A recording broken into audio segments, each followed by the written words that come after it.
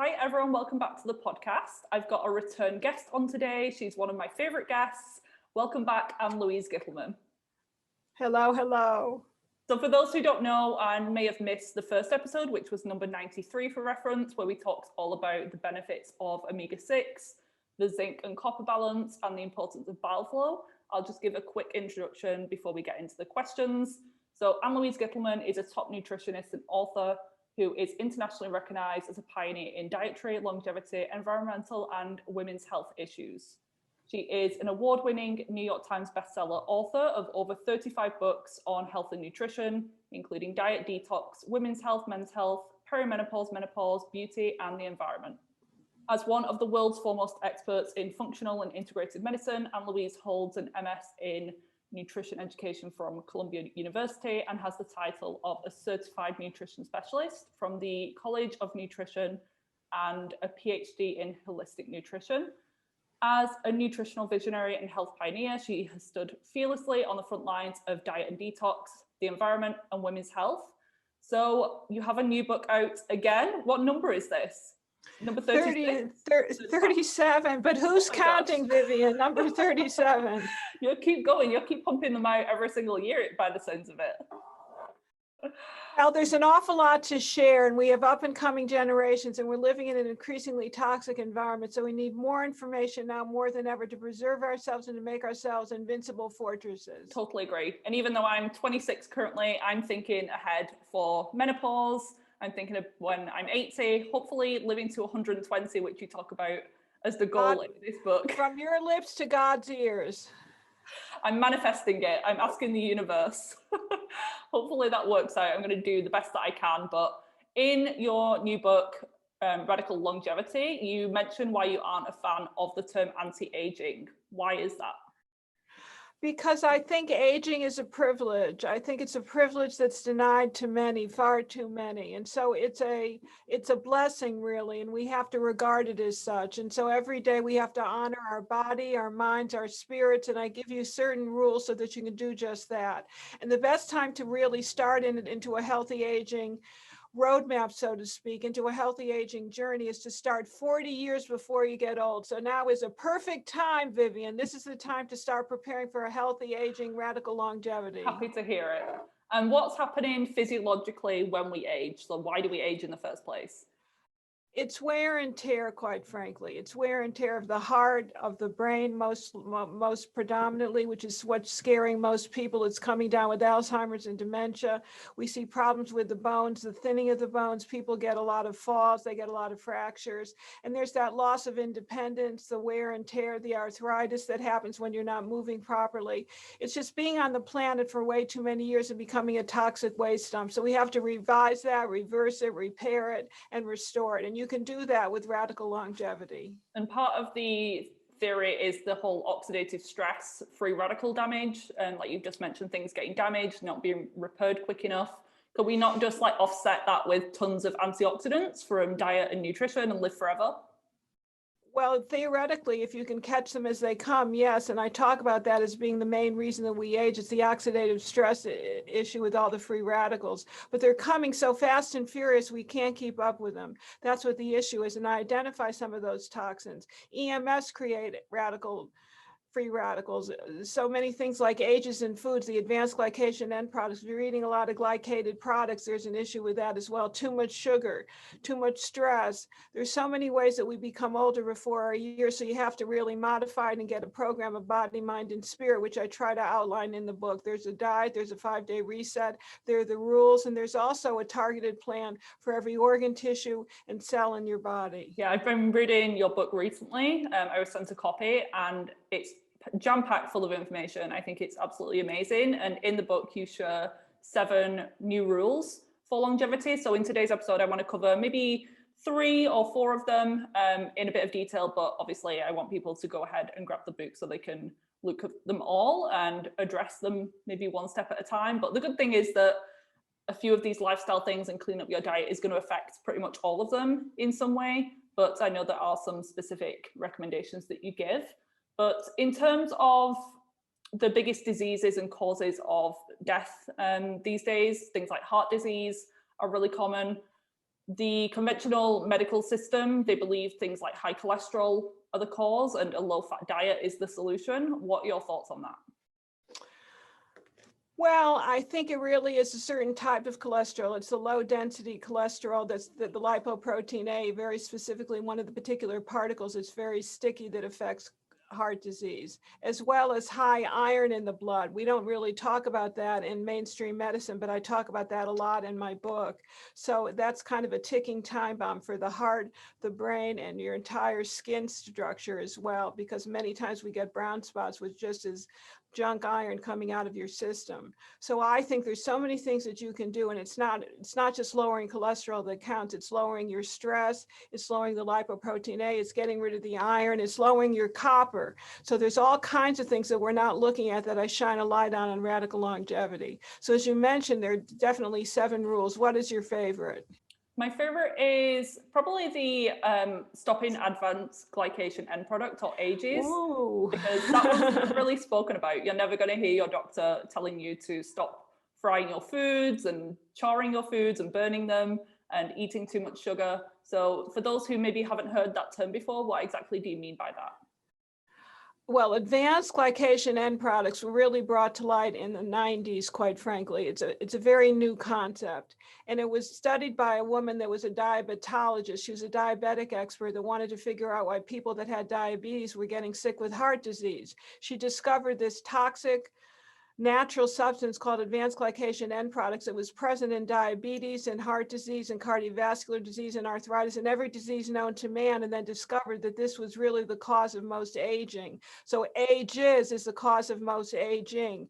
And it comes from foods naturally, like foods high in fat, like your animal products, for example, especially bacon, especially cheese. So goodbye to the ketogenic diets.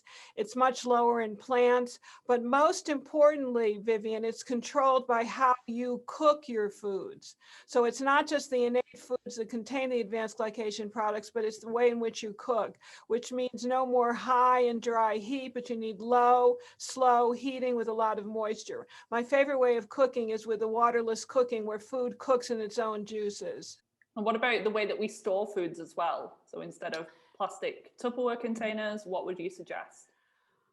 Well, you got to get real with that. You don't use aluminum, you don't use Tupperware, you don't use plastic, you use glass as much as possible, or even parchment paper, and then put some wax paper around it or some aluminum. So just don't have that food touching an element that leaches into the food itself.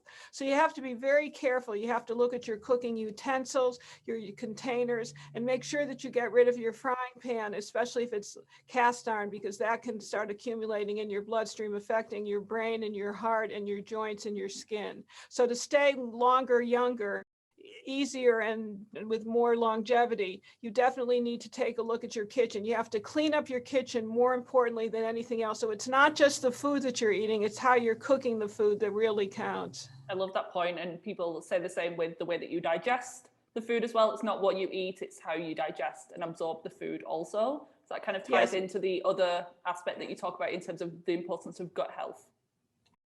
Yes, it's all very important. So you want to make sure that whatever you're doing is that you're chewing adequately, and you make sure that your dental health, what's going in your mouth, is very helpful. So it's not just what's going in your mouth, but it's what's in your mouth, whether it's silver fillings, whether it's root canals, cavitations. I take a look at every area we don't normally look at because they all affect ill health. And so make sure that you have your mercury fillings replaced, make sure that if you have anything removed, that the cavitations are done properly, and make sure that you're using some oil pulling on a daily basis and a hydrogen peroxide wash. That's the best way to keep gum infections at bay, because some of the recent research has suggested that a lot of Alzheimer's is created by gum infections that are getting into the system all over the place. So it doesn't just stay in the gums, it travels systemically throughout your body. That's why the gum tissue is very... It's very permeable. Yeah. So what you have to do, now this is what I want all of your followers to remember, all of your viewers, your listeners, your followers, your fan base, that whenever they brush their teeth, they follow with a hydrogen peroxide wash. They take a food grade hydrogen peroxide or something from the pharmacy or the drugstore, 3%. It's 1 part of the hydrogen peroxide to 3%, to 3 times water, 3 parts water to 1 part hydrogen peroxide. Gargle for about 10 minutes, no, 10 seconds, actually, it's just 10 seconds. Just swish it around in your mouth and that'll kill all the bacteria that could be on the outside of the gums. And that can also help you systemically. That's the best way to forestall Alzheimer's in many cases because of the permeability of the gum tissue. And it also affects rheumatoid arthritis. They're finding a lot of these gingivitis type infections in rheumatoid arthritic victims. I've heard Prevotella can be overgrown in the mouth, the bacteria, and there's some association even with, I'll not say the word, the virus, current virus that's going on. There's some association with the virus with Prevotella and maybe the oral health as well. So definitely. I think there's a connection between the oral health and the nasal health. So in terms of the virus that we're not supposed to mention and talk about, I don't want to be blocked.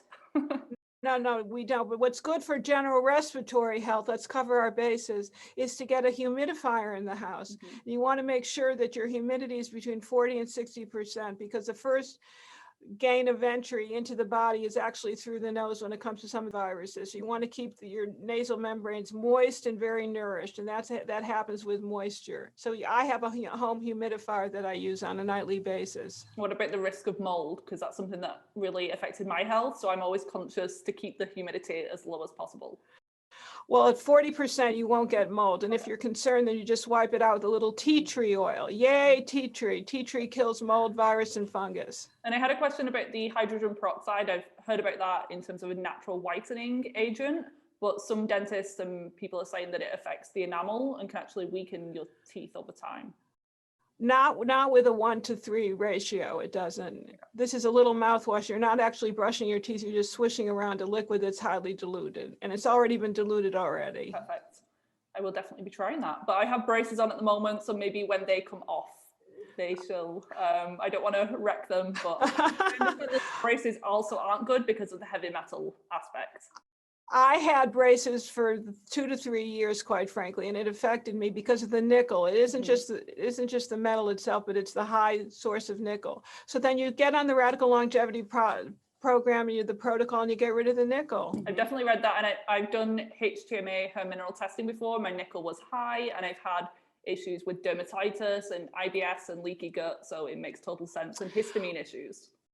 But at least you know. I mean, the first step in being able to conquer and reduce is knowing. Knowing is everything. So listen, you're 26 years old. You're so ahead of the game. I wish my people that were 56 and 76 were as in tune with their systems and their bodies as you are. So I congratulate you and I salute you. Thank you. Well, I was kind of forced into it because I wasn't getting anywhere with conventional medicine. So I had to heal myself.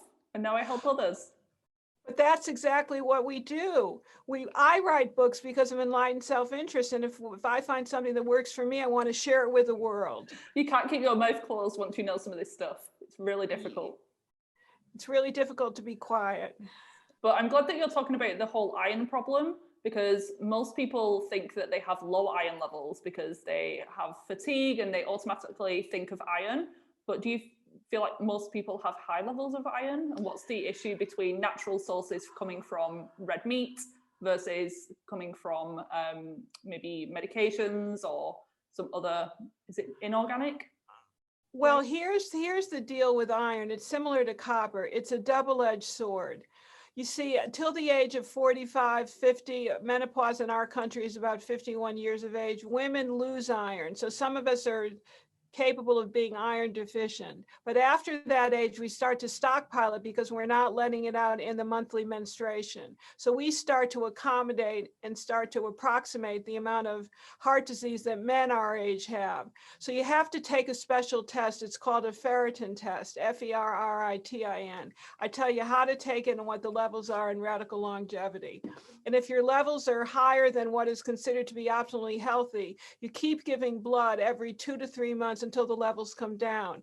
Because interestingly enough, when you reach that age in your 50s, in your 60s, the symptoms of iron deficiency are the same as iron toxicity, and people genetically can have a hemochromatosis gene as well. So you have to test. Testing is everything. Going to a functional medicine doctor, I hope you have a lot in the UK, I think is, well, I'll try to find you somebody. There's somebody that I know of in the UK that I can tell you about after we're finished. I want to make sure if he's still taking people, but you got to get tested. That'll tell the tale tremendously. Yeah, I mean, we have access to some of those labs, and I have access to functional labs, but functional medicine doctors really aren't a common thing here. And all you have to do is tell your doctor after you read the book, this is what this woman says, and take a ferritin test, because every lab can test for ferritin. It's just something that doctors don't routinely request. Or they'll test your iron, but not your ferritin. Correct. And you want to know what the stored iron is, because that's the key. Exactly. And another interesting thing in the new rules for longevity, I found interesting anyway, because again, people don't really talk much about this, is the fascia. So kind of the connective tissue in the body, and I think the lymphatic fluid comes under this category as well. Why is this so important in order for a long life? Because the fascia, this soft connective tissue, gets frozen, it gets stuck together. And when it starts getting glued together, you get arthritic type symptoms. Now, there's some people that actually get a type of arthritis, that's rheumatoid arthritis, an autoimmune disorder, or they get osteoarthritis. But a lot of this stuck fascia is because we're not moving properly, we're not stretching. We're sitting the way I am for hours upon hours in a chair in one particular position, or we're texting, so we got the text neck. So I talk about what the symptoms are, how you can move it through your body, why cupping and acupuncture is good, and even massage, which can start moving the fascia. A lot of stuck fascia can result in adhesions, scar tissue, obstruction. It's a real source of disease and sometimes even death if you don't remove it from the system. You also talk about the importance of immune health. And I think the past year, we've all realized the importance of immunity for protection against viruses and things like that. But particularly melatonin is really involved in reducing disease risk, keeping us healthy in the long term. Could you talk about like the importance of sleep and melatonin? Well, when you sleep is when you create the most melatonin. If you're in a room with a lot of electronics, that melatonin is going to be reduced. So you want to have the melatonin in your system. It's kind of an antioxidant hormone, quite frankly. It's the strongest antioxidant hormone in the system. And there are now studies where people take from 3 milligrams to 20 milligrams, and they're starting to heal all kinds of degenerative disease. So I talk about that in the book. I talk about the #1 mineral, the #1 vitamin, the #1 hormone, and what you need to do in the house with that lovely little humidifier to kind of protect yourself, body, mind, and spirit. And I think what's important is that if you're living above the 35th parallel, you have to take vitamin D. Vitamin D is a necessity. I don't believe there's flu season or cold season. I think there's lack of vitamin D season. So that's a real biggie that everybody has to get the message of. Totally agree. And the people know that in places like the blue zones, they have high rates of longevity, and they often live to over 100, places like Sardinia or Loma Linda in the US. I'm guessing they aren't doing some of these things. I'm guessing they don't know about EMFs and cell membrane health and all of that. So what is it that they're doing that's helping? What they're doing is they have low iron.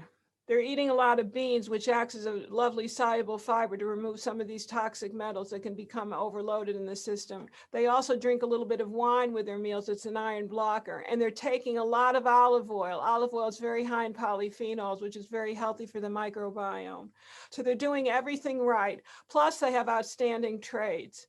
They believe in social interaction. Some of these elderly people live with their families. They do daily exercise, whether it's walking, whether it's bringing water to their family, whether it's going up and down stairs. So there's daily exercise, and there's meaningful volunteerism or meaningful work. So all those things are real traits of what we call the superagers. The longest lived population is now the Mediterranean people, by the way, and they're doing everything I write about in Radical Longevity. They're following my diet, they're following my exercise program, and they're just living with a lot of social connection, a lot of love, and a lot of acknowledgement, a lot of respect. And in these cultures, we actually respect and we honor our elderly. We have to start doing that in the Western society. So maybe they don't know the science behind it, but they're just living a more natural, evolutionary lifestyle like we should be living in.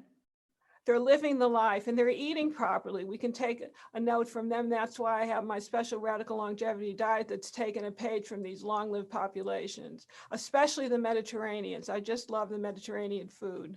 You mentioned red wine. or wine. People may have heard of resveratrol being used as an anti-aging supplement. Do you agree with that? Do you feel like it's worth it? Yes, it's very important for what we call the survival gene. So resveratrol, and I give you a particular supplement in the book that the studies have seen is very, very effective. 9 times more than any other kind of supplement on the market. You've got to get red wine that's glyphosate free. We need an organic red wine. I give you some of the names in the book. And you can also use a little coffee. That's also an iron blocker if it's a mold-free organic coffee. There are lots of ways to block the iron, but the real tip off here is that they have very low iron, and that's what's so important for their longevity. So keeping the iron low is one of my top secrets in radical longevity. And there's a few other therapies or interventions that are popular and thought to be beneficial for longevity. So I wanted to get your opinion on them, with you being in the industry for several decades now.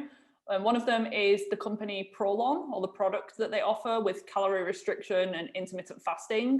Do you feel like that is relevant?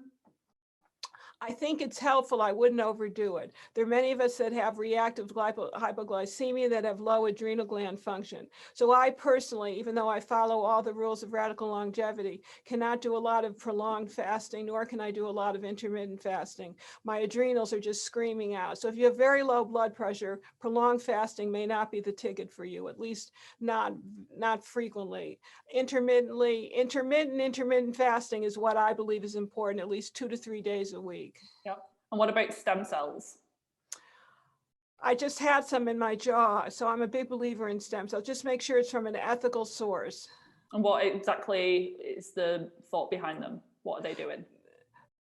Well, they're rebuilding, repairing, and restoring your own joints and tissues and muscles. So I think it's very important that you get it from a source that you can trust, that you know the company, you know their efficacy. I just had a stem cell shot into my TMJ joint, and I think it's now regrowing. At least I feel that it's regrowing. I had an accident years ago where I had a very severe concussion. And so I think it's a near miracle. I took a stem cell called Wharton's jelly. Look it up online, get a source of Wharton's jelly. And if any of your listeners and viewers want more information, I'm happy to tell them the source of the Wharton's jelly that is now in my little TMJ joint. And do stem cells just stop forming as we get older?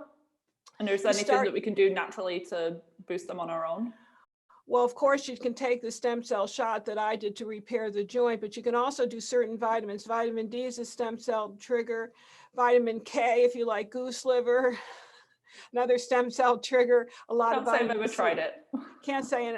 Red algae, these are all stem cell triggers. There's a lot that you can do nutritionally to get the stem cells kind of pumping and manufacturing themselves again. But they start to decrease the older that you get. So if we can keep reviving the stem cells, we can theoretically live till 120, because you and I are going to live till 120, Vivian. Correct. Definitely going to happen. And what are some therapies and things that are coming out in the either conventional medical world or the holistic functional world that you're excited about? What do you think is going to be over the next 50 years happening in the anti-aging or longevity world? I like the pulse electromagnetic field therapy that we're seeing so popular. I like some of the biofeedback testing of energy medicine, where they test your meridians and they can figure out diseases 10 years before they occur. So those are 2 of my favorites. And I also like just taking stem cell activators. I talk about them in the book. They're these little micronutrient kind of signaling molecules, I'd like to call them, that you can actually get in your system that'll go into different tissues and glands and organs. So the stem cell activators are very big. These particular ones are out of Russia. They're used in many of the Russian hospitals. And I'm also a big believer in redox signaling molecules, and I talk about a particular brand name in the book. So there's a lot that can be done, as long as you're willing to look and willing to do the research. But I've done the research for you, because at 72, I think I know what's going on. I've been in the business 40 years, so I have a very good sense of what's legitimate and what's not. And anything that I talk about in the book is something I'm currently using. Yeah, I totally respect your opinion and will follow anything that you say. Well, that's very sweet, because you're 26 years young, and I really love that. What about conventional medications? Are there any that we need to maybe ask our doctor if people start to get on medication that could be speeding up the aging process? Well, every medication has side effects. I don't need to tell you that. If you put on your television set, you'll listen to all the side effects, and then I wonder how people could ever take them. I would ask the doctor, if you're under a doctor's care, and I couldn't tell you not to be, to get the lowest possible dose that you need and look up the nutrient interactions. If you're taking something like metformin, think about berberine, for example. There's always alternatives. So I would look online, see if there's a natural herb or a natural supplement, a tissue glandular that you can use that does not have toxic side effects. And always make sure you have enough vitamin D, vitamin A, vitamin K, B complex, as well as more vitamin L. Love that. And I always ask my guests, I didn't get to do this last time, so I want to ask you a few questions about how you stay healthy and looking as well as you do for 72, did you say? 72, soon, June 27th. Oh, nearly there. Well, you're a Virgo, as I recall. Yes. Very good memory. And you guessed that. I didn't even tell you that the first time. No, I knew. You knew my blood type as well, A positive blood type. I could tell you because you're so inquisitive. I just love it. So if anyone has no idea what we're talking about, listen to the first episode because listen, you'll get a kick out of it. Yeah, and Louise is a psychic. I'm a little medically intuitive. It's just the way I was born. What can I say? So a few questions for you. What's your go-to breakfast?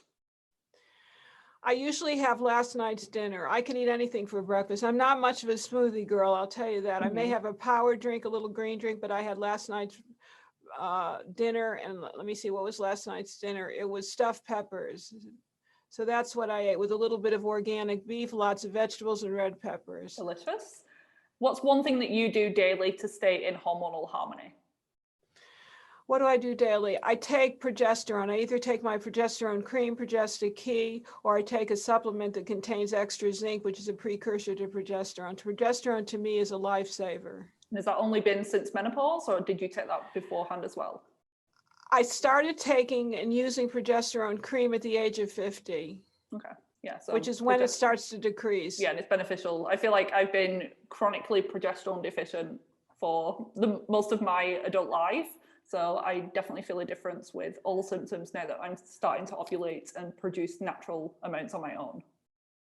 It's so important. I think I told you, maybe I didn't, that I knew the progesterone promoter that really put it on the market out there. Dr. John Lee was a personal friend of mine, and I got a lot of personal advice from him, and he said it was the most important anti-aging hormone known to man. So move over, melatonin. We love progesterone. And what's one, so this might be the one thing, what's one food or supplement that you couldn't live without? Is it progesterone? Progesterone is definitely one of them. The other one is vitamin C. I take a boatload of vitamin C. I'm up to, let me see, 4 times 4, 16,000 milligrams a day. And what are your thoughts on regular ascorbic acid versus a whole food vitamin C? I don't take ascorbic acid. It's kind of a buffered vitamin C. It's called Vitality C. It's on my website.